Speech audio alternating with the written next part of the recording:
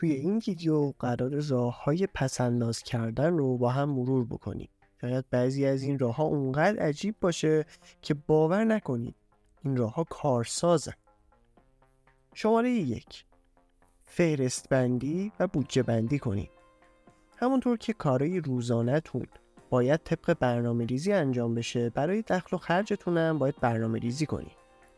میتونید شما جدولی بکشید و جلوی هر آیتم هزینه‌های معینش رو بنویسید. مثلا هزینه اجاره خونه اگه مستاجرین، هزینه خودرو و بنزین، هزینه‌های درمانی و چکاپ ماهیانه، هزینه درس و مدرسه فرزندتون، هزینه‌هایی که برای لباس، خوراک و تفریح اختصاص میدین و بقیه موارد. از وسایل نقلیه عمومی استفاده کنید. به جای هزینه‌های سنگین کرایه روزانه میتونین از وسایل نقلیه عمومی مثل مترو و BRT استفاده کنید. مگر اینکه درآمدتون اونقدر بالا باشه که تاکسی آنلاین یا کرایه آژانس براتون ناچیزه. از محصولات تخفیفدار استفاده کنید. یکی دیگه از روش‌های پس‌انداز پول استفاده از محصولات تخفیفداره. ممکنه این تخفیف شامل خوراک، پوشاک، تفریح، سفر، کتاب و یا حتی محصولات فرهنگی دیگه باشه. میتونید توی خبرنامه سایت‌های ارائه دهنده خدمات تخفیفدار مثل تخفیفان و نتبرگ و بقیه سایت‌ها عضو بشید و از آخرین رویدادها مطلع بشید. برای کاهش هزینه‌های درمانی به بیمارستان‌های طرف قراردادتون مراجعه کنید.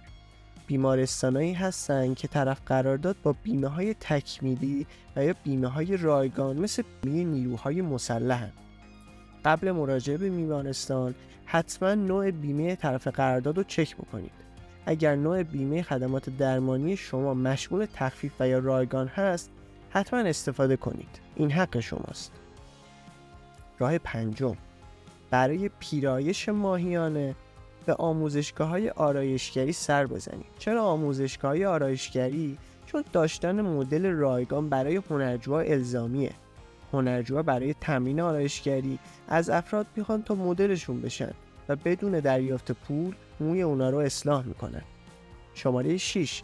از تورهای تخفیفدار یا لحظه آخری استفاده کنید. اگر زیاد اهل گردش و تفریح هستین و نگران هزینه‌های سفرید، میتونید از تورهای تخفیفدار و لحظه آخری بهره‌مند بشید. بعدیش اینه که همیشه باید یه چمدون پر توی خونه داشته باشین و منتظر زنگ آژانس هواپیمایی باشید تا به سرعت به سمت فرودگاه حرکت کنید.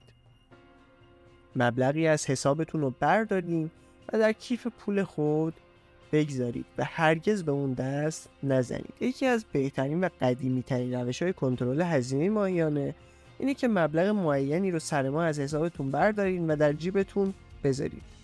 با این روش دیگه حواستون به سمت کارتتون نمیره تا وسوسه بشید.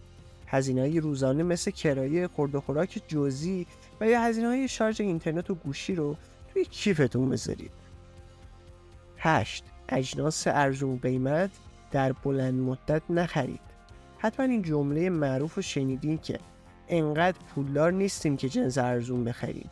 یعنی اینکه اگر شما یک بار جنس گرون قیمت خریداری کنید، به دلیل کیفیت مطلوب و با دوام‌تر بودنش این جنس دیرتر کهنه یا خراب میشه و شما مجبور نیستین سالی چند بار اون جنس رو بخرید. 9. به جای خرید محصولات فرهنگی اونا رو اجاره کنید یا به امانت بگیرید. بهترین مثال عضو شدن توی کتابخونه‌های شهرتونه که به جای خرید کتاب یا محصولات فرهنگی میتونید از اجاره کردن یا امانت گرفتن اونا استفاده کنید. 10. به دنبال آموزش و یادگیری باشید. بدون هیچ اطلاعی وارد سرمایه گذاری نشید. حتما کتاب‌های با موضوع بازاریابی، فروش، تبلیغات، مذاکره، مدیریت مالی و پس‌انداز رو بخونید تا هرچه بیشتر مطالعه کنید و این مطالعه بیشتر باعث میشه که بیشتر رشد کنید و با درک و آگاهی بیشتر قدم بردارید. امیدوارم از این ویدیو لذت برده باشید.